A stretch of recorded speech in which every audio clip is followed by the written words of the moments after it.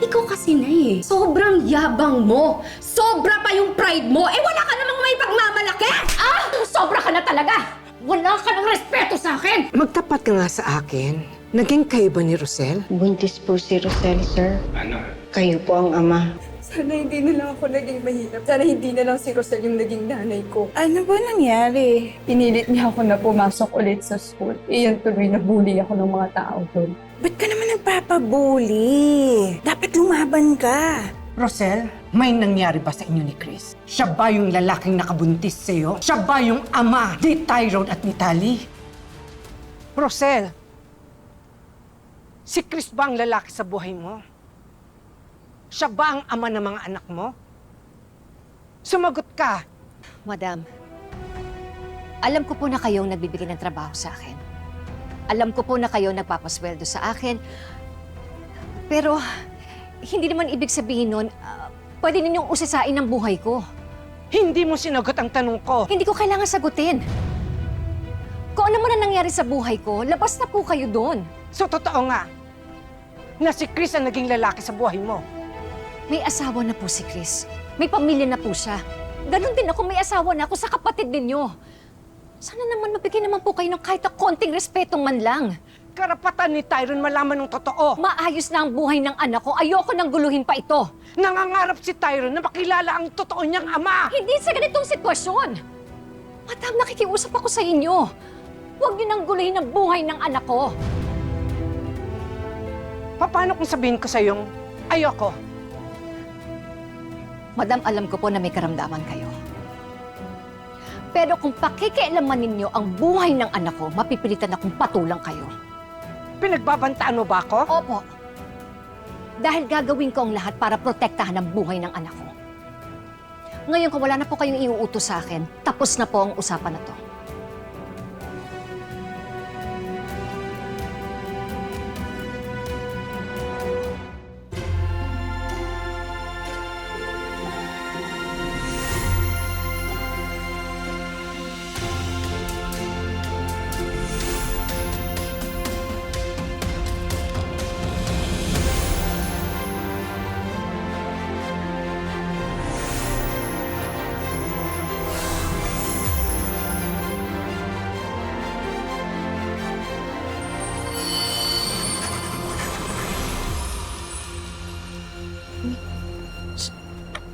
Totoo ba talaga?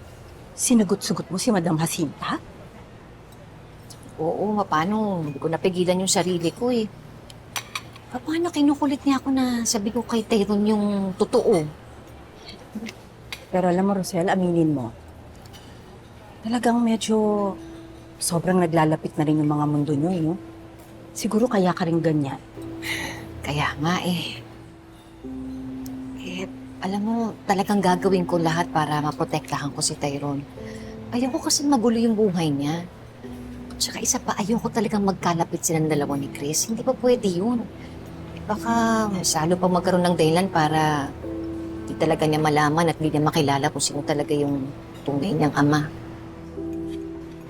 Eh, kung si Chris kaya ang kausapin mo. Eh, total naman, nagkikita na kayo ulit. Oh, di, baka siya makatulong. Ano naman nasasabihin ko kay Chris? Chris, pwede huwag ka masyadong maging close sa anak ko kay Tyrone, ha? Eh, baka mamaya magtanong naman yun, bakit? Oh. Ano? Eh, ewan ko ba?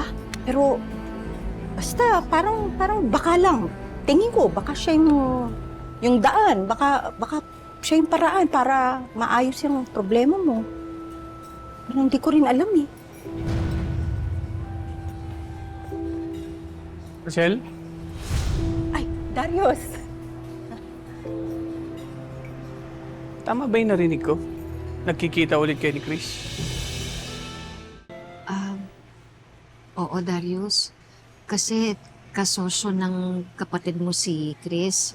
Eh, ako yung inutusan niya para magdala ng mga dokumento kay Chris. Kaya nagkita kami. Pero trabaho lang naman yun.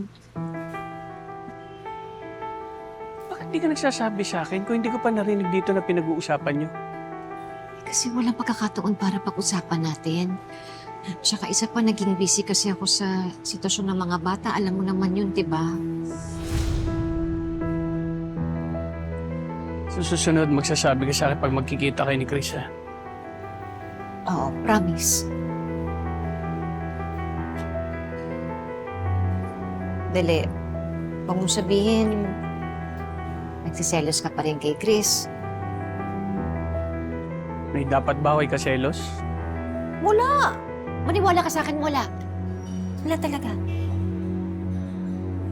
May tiwala naman ako sa'yo.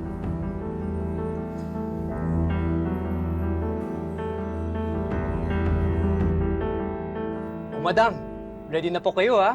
1, 2, 3! Oh, di ba? Ganda, di ba? Pasok!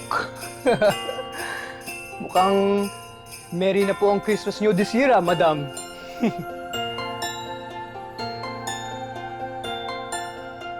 Ang Pasko ay para lang sa may pamilya. Madam, pamilya mo kaming lahat. Ni Nanay, Tita Adela, pati na rin si Chuchi at si Basil. Kaming lahat. Kaya naman kayo nandito kasi trabahante ko kayo. Eh, tsaka na rin yung Christmas bonus, no? Ikaw talaga, loko-loko ka talagang bata ka. Basta, madam, huwag niyong iisipin na iba ka sa amin. Pamilya niyo rin kami. Salamat, Tyron, ha? Hayaan mo. Tutulungan kitang mabuo ang pamilya mo. Po. Pero buo naman po ang pamilya ko. Ang ibig kong sabihin, tutulungan kitang makilala ang tatay mo. Kilala niyo po ang tatay ko? Hindi pa. Pero, kapag sure na ako, ipapakilala ko siya sa iyo. At